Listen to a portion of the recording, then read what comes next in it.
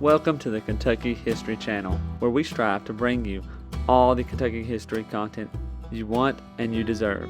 Kentucky is a part of all of us, and we plan on covering all the history we can, from Pike County to Fulton County, from Louisville to Harlan. Here on our YouTube channel, you can find many videos dedicated to different events, people, governors, and places in Kentucky. There's something for everybody.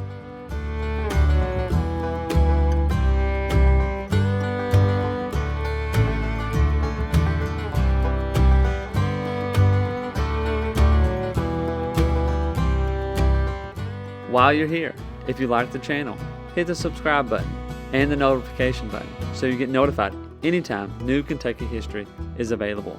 And if you want to support the channel, we have a Patreon page as well, or patreon.com/KYHistoryPod.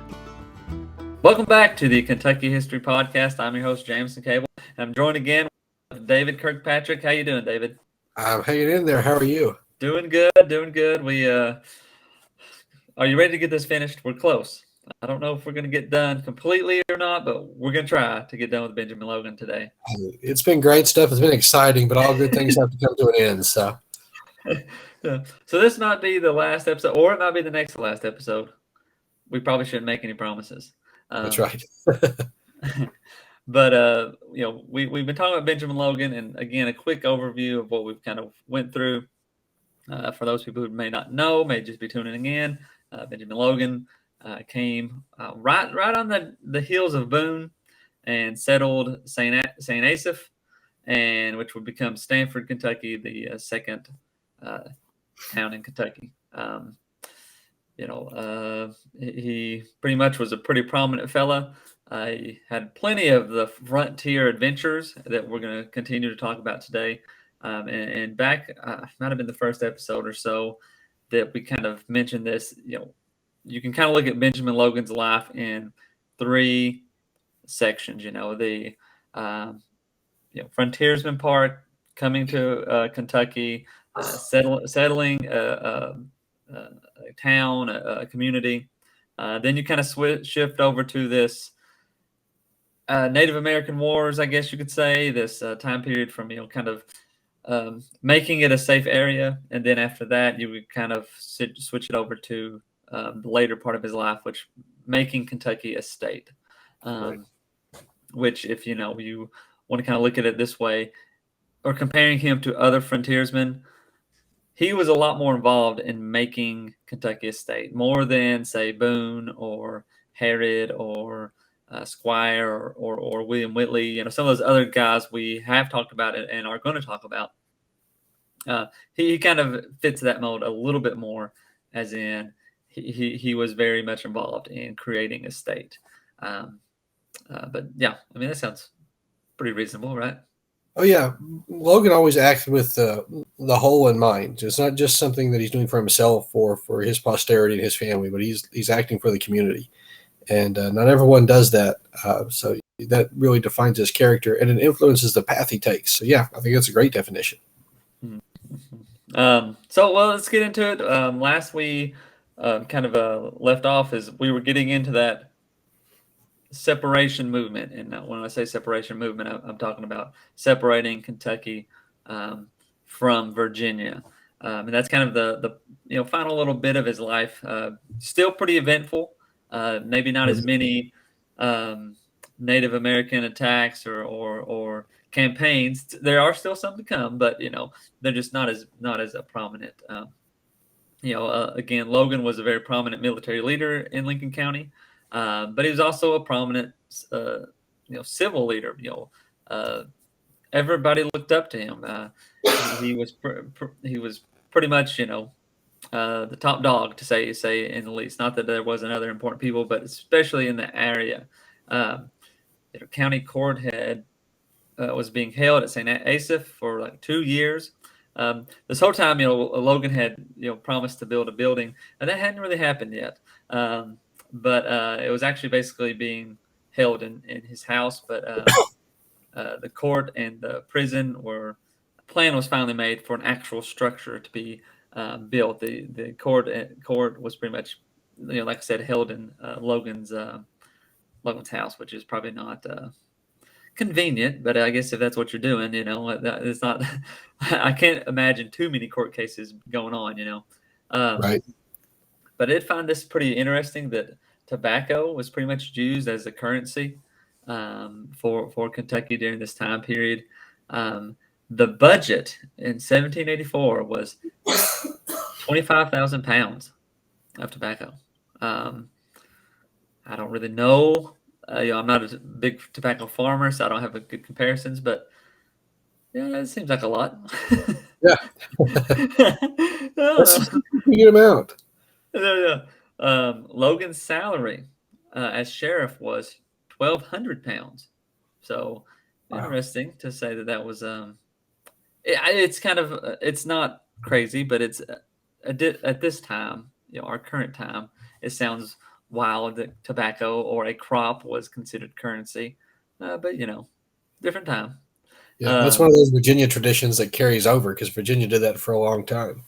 mhm, mhm. So as the sheriff, Logan was in charge of like clearing a road to Crow Station, which is currently near Danville, and it's an interesting thing because I passed that historical site or a historical marker, Crow Station. I've seen it many times going to Danville.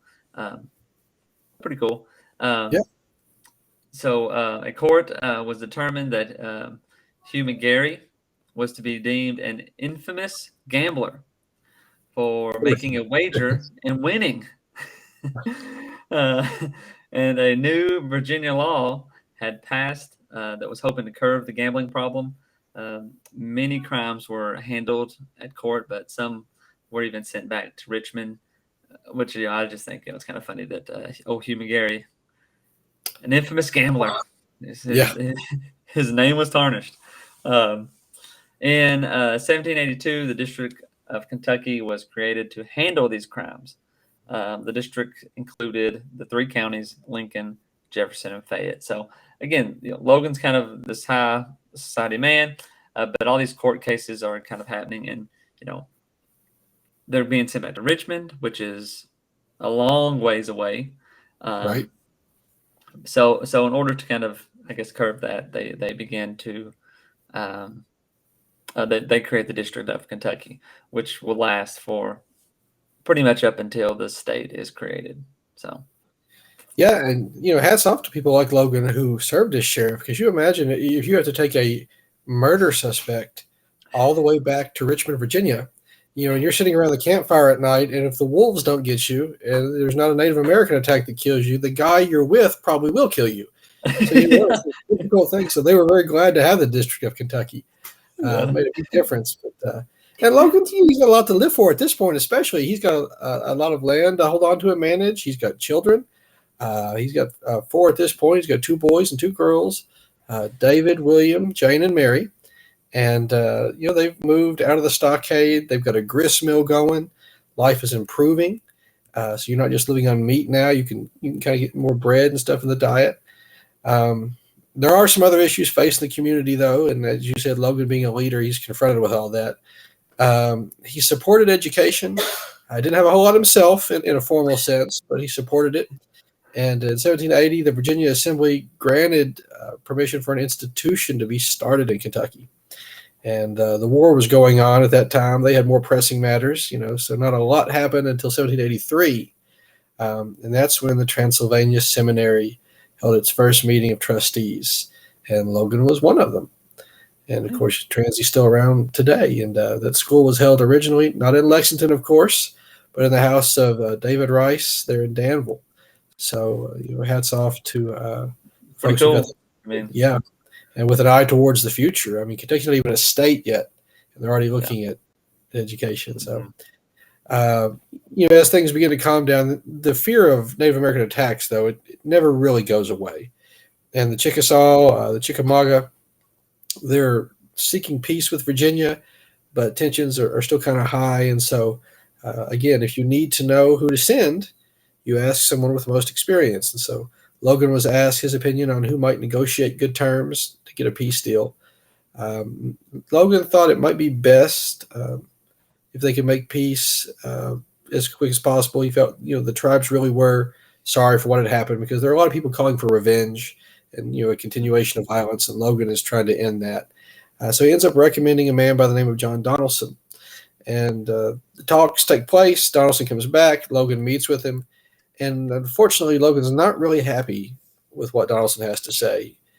He feared that Donaldson was going to try to maybe buy some land from the natives and not really negotiate for a true peace treaty, which is what Logan was after. So all these challenges are rising. Like you said, they're different. They're battles fought with pen and paper more than shot and powder, but important nonetheless. Yeah, and well, you think about the it's one of those things that's like land is money. Like everybody's after the land. Everybody's trying, and I guess it's just natural that these people are a bit weary. How these talks may go. Is this person interested in land? Is that really what it is? But, it happens. Right. But when it comes back to like separation in the early stages, it mainly involved land speculators. But in 1784, things become serious. People who had once kind of supported Virginia's claim to Kentucky and were kind of uh, the tide was changing. They were beginning to change their mind and thinking, you know what, it is a far distance from Virginia. We need a government that represents Kentucky. We're all the way over here. Kind of the same parallel to the Revolutionary War. Right. Representation or shoot off this one blank. Uh, uh, Representation without how's the deal? No taxation without representation. Yeah, taxation. Yeah, yeah, there you go. And one of the main reasons for the separation was also the Native American attacks. Kentucky did not have the time or the resources to kind of wait for Virginia to make a decision on how to handle the attacks or retaliation. Um, a guy named Walker Daniel had died in July of 1784, and he was kind of a prominent fella, and these worried everybody, worried the locals. Later in the same year, court was held in Danville. Logan called a meeting to be held to discuss the rumors of a Chickasaw or Chickamauga attack. During this meeting, Isaac Shelby was elected as chair, and Christopher Greenup as vice chair. Some important people of Kentucky's Right. history.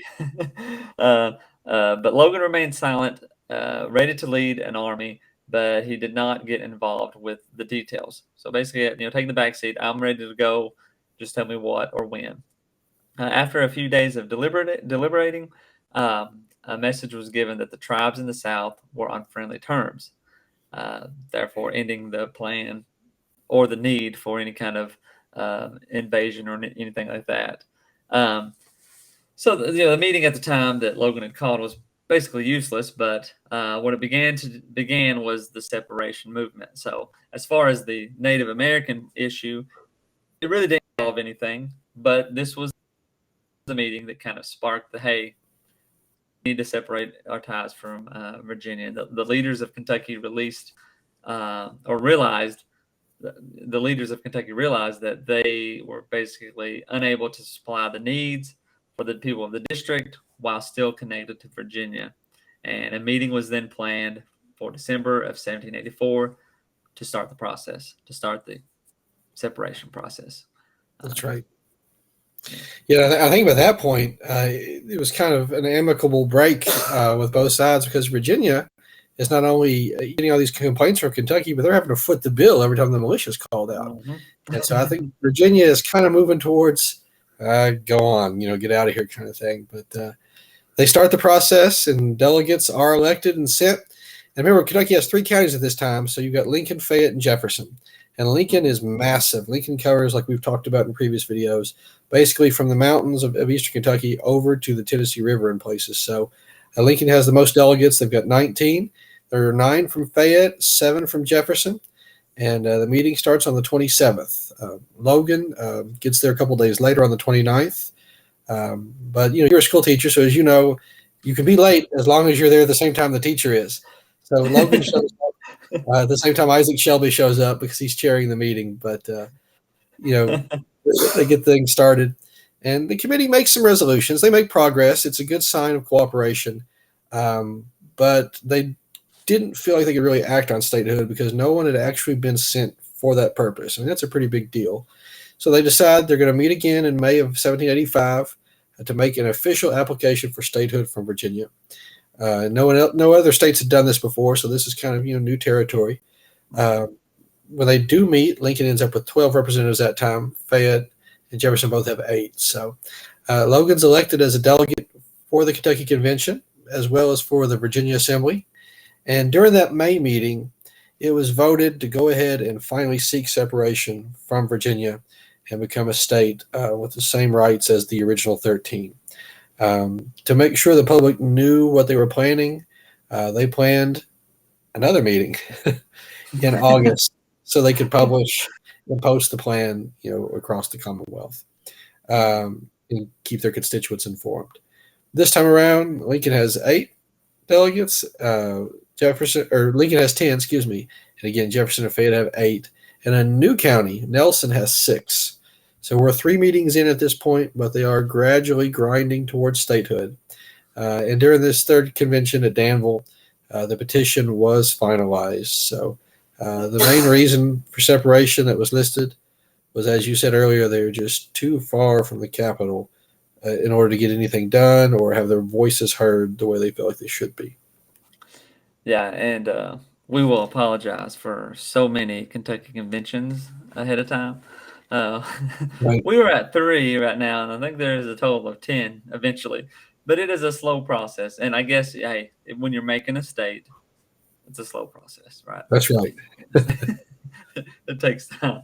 Um, so during the Virginia Assembly, Logan, Garrett, and Greenup were part of a committee that actually split up Lincoln County and Fayette counties, which we talked about how Lincoln County was so big. And Jefferson County was pretty large too, but once Nelson was made, it dramatically reduced the size of Right. Jefferson. So then you still had these 2 quite large, Lincoln and Fayette County, which again, Lincoln was still by far the larger of the 2. But Fayette County had quite a bit of land as well.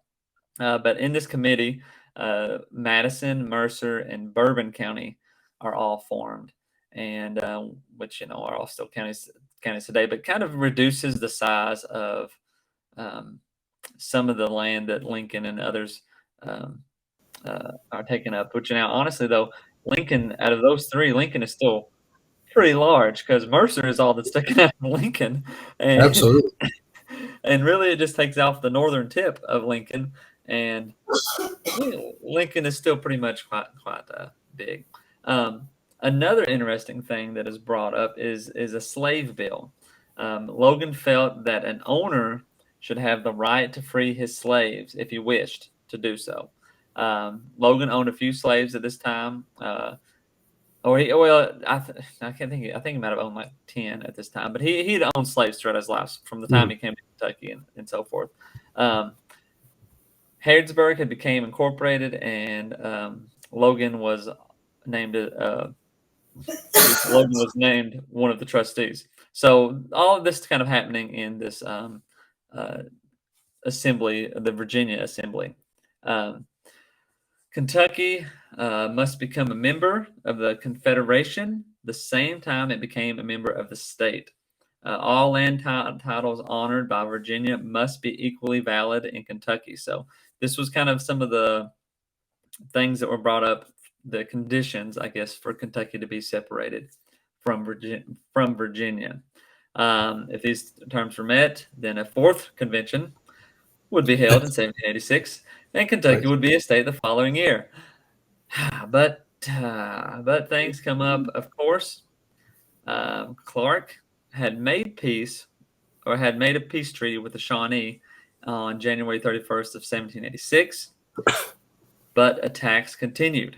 The Jefferson County was kind of the border of the whole district of Kentucky, and Logan and others had made pleas to Patrick Henry to help, but again, when Henry had found out that his brother-in-law had died, he wrote back immediately for Logan to call a meeting of the militia commanders to kind of discuss the defense of the district. And this kind of pretty much all this is happening with becoming a state, and it hits a wall. With these kind of Native American attacks, and other things become more of an issue. Which it's funny to say that because the whole issue of them becoming a state is because of the Native American attacks and not having being able to kind of act quickly. Right. Um, but Clark was warned that they did not have the authority to lead a militia across the lines of Virginia, and rumors of Clark's boozing, his alcoholism, kind of had circulated. But Logan and others still believed that he was the man to follow. So a campaign against the Wabash was planned, and if Clark would have refused to lead it, then Logan was ready to take charge, and Absolutely. take the head of the charge, or take the head of the campaign. However, that didn't happen. Right. Right. As you said, it's funny how many roles and hats these early leaders played. People like Logan. You would think, like you said, that it would speed the process up. Well, these Indian attacks are proof that we need statehood, but the people who are going to be negotiating that statehood themselves are the ones taking the battlefield. So it's a far cry from some folks in the modern era where politicians don't typically take the battlefield along with the troops. But that was Yeah, expected back then. So. yeah, Uh, yeah. like you mentioned, Clark does accept. The men are told to meet in early September, but when they meet in Clarksville, the number of drafted men um, that they expected didn't quite materialize. Only 1,200 men showed up, and Logan held a meeting.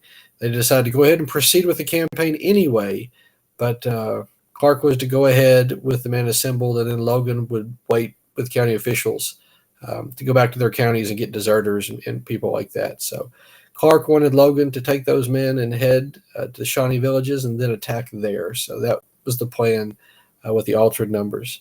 They thought that the Shawnee would probably be heading for the Wabash to fight there. And so Logan, commanding 800 men, heads towards the Shawnee villages. Their prediction turns out to be right, and most of the Shawnee warriors had gone to the Wabash. So Logan and his men are able to take 7 Shawnee villages with little resistance at all.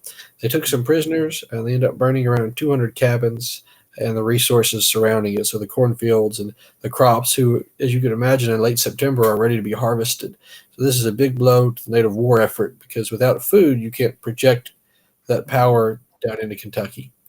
Um, there's a huge Hugh McGarry. Let me try that again. I get tongue tied. Hugh McGarry makes a mistake, and again, anytime poor Hugh is involved in something in early Kentucky history, it seems to go wrong. So we've talked about, the ambush with Boone. We've talked about him losing his temper at Harrodsburg and almost getting shot by Herod. We've talked He's a, about he's a gambler. he is a gambler. Talked about that earlier today. But poor Hugh, he just things don't seem to be working out. And again, his temper gets the best of him.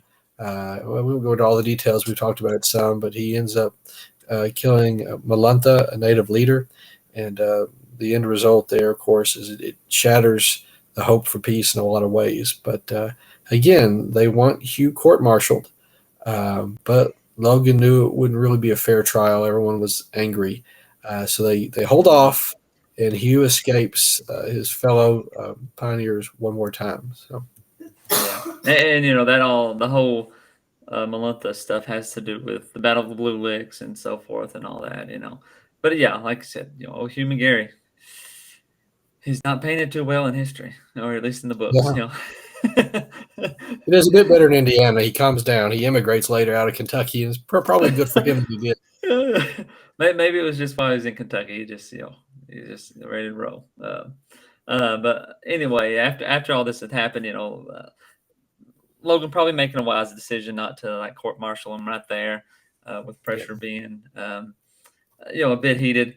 But Logan, they leave the villages and head back south. And Logan kind of heard of pursuers, and he left a message saying that if any Kentuckians were killed, that not the pioneers, the prisoners would be executed. And then they end up making it home safely. Um, so who knows if there were pursuers or not, or maybe the message that he left, proved noteworthy, and the pursuers stopped. Who knows? But the prisoners were then housed at Danville, District of Kentucky Jail, and their supplies were kind of auctioned off. One of them was a 10-year-old boy who actually ended up dying in the War of 1812 fighting for the Americans. Um, it would be pretty interesting to know who that was, who that boy was, because that'd be a pretty neat little story. Um, Logan, however, even though he probably made the right decision, he was criticized for the death of, well, I spoke too soon. Logan was criticized for the death of Malantha um, because he let it happen, I guess, basically. But they were very fearful because, like you said, the retaliation was expected. Malantha was a beloved chief of the Native Americans in the Shawnee. Um, so they kind of expected this was not going to go good.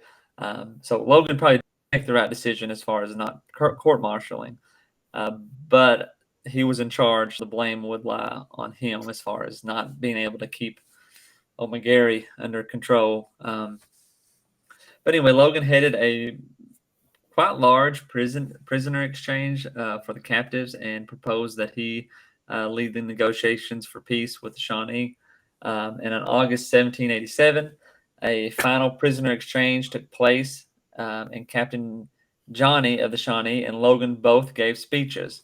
Some of the prisoners were excited to leave the Shawnee tribes, but others, actually weren't. They wanted to stay.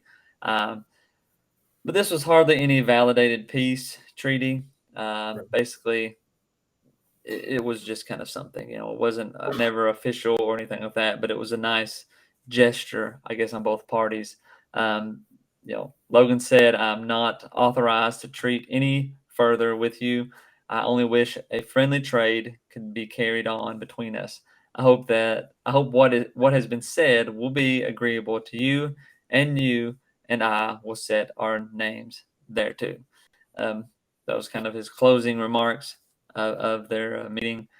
Again, nice gestures on both sides, but nothing ever really official. I don't believe any one of them had authority to kind of say this. We're at peace now, but a nice prisoner exchange happened, and Logan kind of headed that. So that's pretty good. Um, yeah. Yeah, and a breather, like you say, if nothing else, even if it's not a permanent peace, both sides are going to get to go back home and prepare for winter. So uh, there's more trouble to come, unfortunately, but at least for the time being. And as they head back, not only are they worried about getting the crops and things in, but they plan that fourth convention. And delegates are elected in August, and they meet in Danville in September. They don't have a quorum, though. They don't have enough people to really contract business. So many men are with Clark and Logan during that time. So they couldn't actually hold the convention. Some members are sent to Virginia to seek an extension because they're on a timeline now. And finally, when Logan returns from the campaign, he's got his holdings in order and he heads to Virginia to the assembly. A request was made by a number of the Lincoln County residents asking that the courthouse and the jail be moved to another part of the land. I guess Logan has drug his feet a little bit on that, but he's doing other things. At the same time, the courthouse and the jail were right next to Logan's house at that point. So I guess they've got a structure, but again, it's not quite independent. So the the Virginia Assembly agrees and incorporates the town of Stanford. And so that's when things kind of shift, from St. Asaph's. And this is the first time we get Stanford mentioned as really a place of governance for Lincoln County. Yeah. Which I'm beginning to think maybe these conventions were more just a way for them to go to Danville and have a good time. I don't know. It's not a bad place.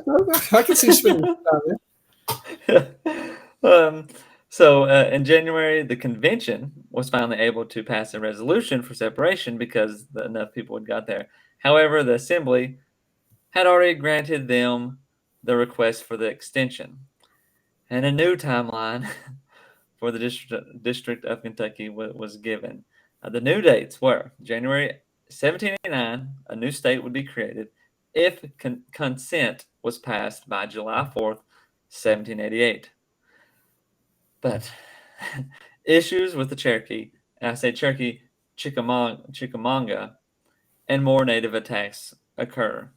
The whole time, it was basically illegal for the Kentucky militia to go outside the borders unless they were pursuing an enemy, or they had permission from the Virginia Assembly to lead a campaign with the militia and all that stuff.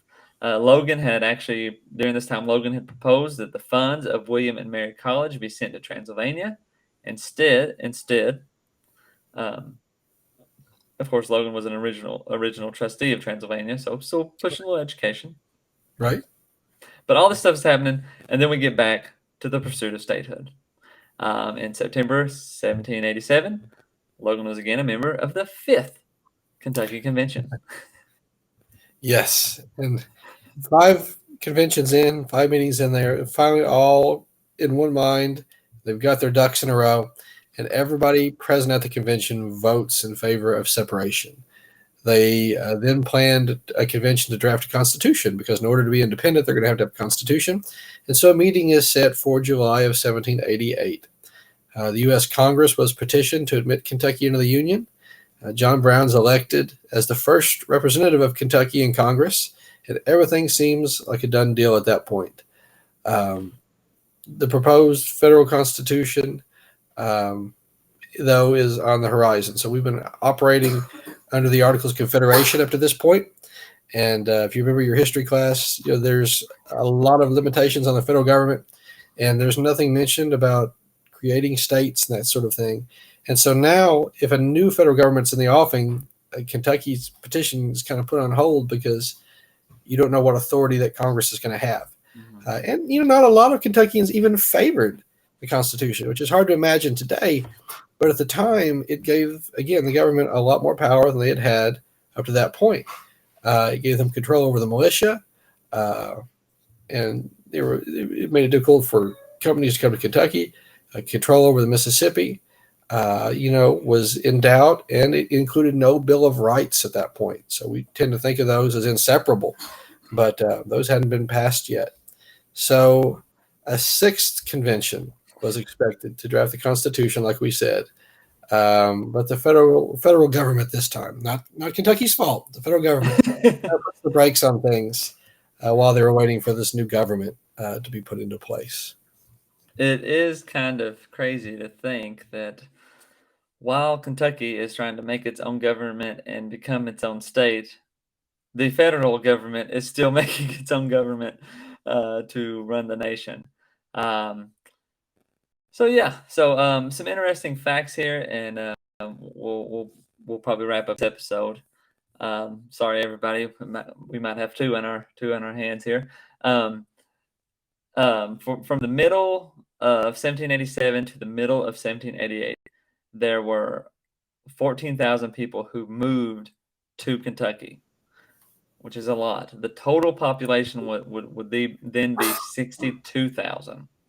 So quite a bit of people in the state, when you think about what it started out. I mean, this is, 10, 12, 13 years since Herod first, established Harrisburg, and so forth. But during this time, too, Logan actually goes to New Orleans while the Seventh Kentucky Convention is held in November of 1788. And we'll talk about this a little bit, and maybe in a future episodes we can talk about it a little bit more. But the whole Spanish conspiracy, New Orleans, and the control of the Mississippi, it's a big deal. But since with Logan here, we're not really getting too much into it per se, as far as his dealings. We'll stick with just what Logan has to do with things. But an eighth convention is then also held in July of 1789 to discuss the Third Enabling Act.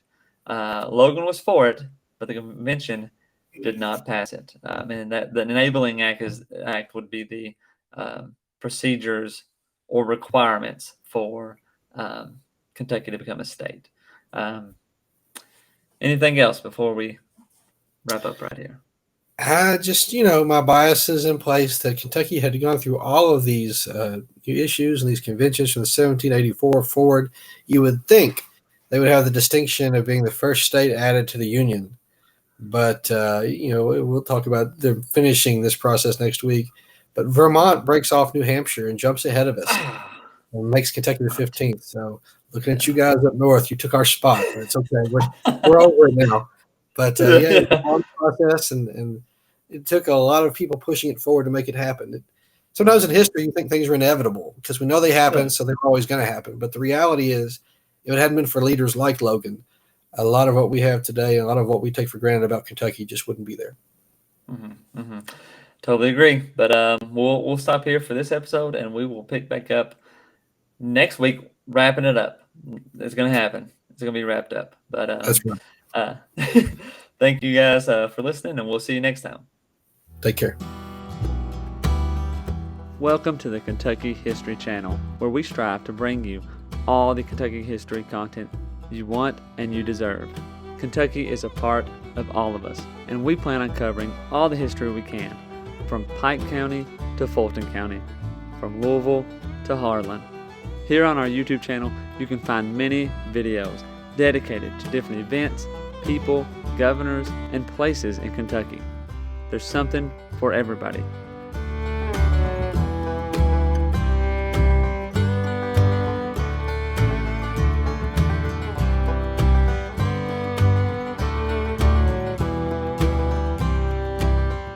While you're here, if you like the channel, hit the subscribe button and the notification button so you get notified anytime new Kentucky history is available. And if you want to support the channel, we have a Patreon page as well, or patreon.com/KYHistoryPod. You've probably heard about Daniel Boone, but what about the rest of the frontiersmen who came to Kentucky and settled? That's what we want to bring to the Kentucky History Channel. The stories of the untold, the stories of those forgotten. One thing to expect on our channel is great Kentucky content. Some stories that you've never heard of. The Night Riders, who began in western Kentucky. Bloody Monday, the riots in Louisville.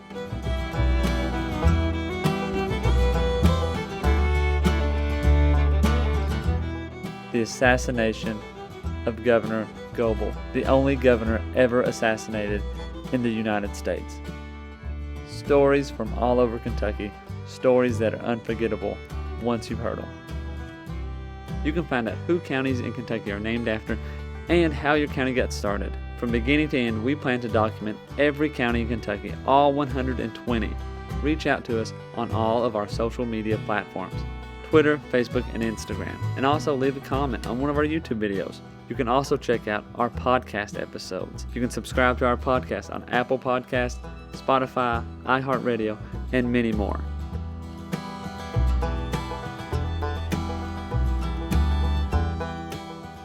We're always seeking to find more Kentucky history so we can bring it to you. The viewers, the listeners, we want all the stories and all the events from Kentucky's great history to be told and shared everywhere.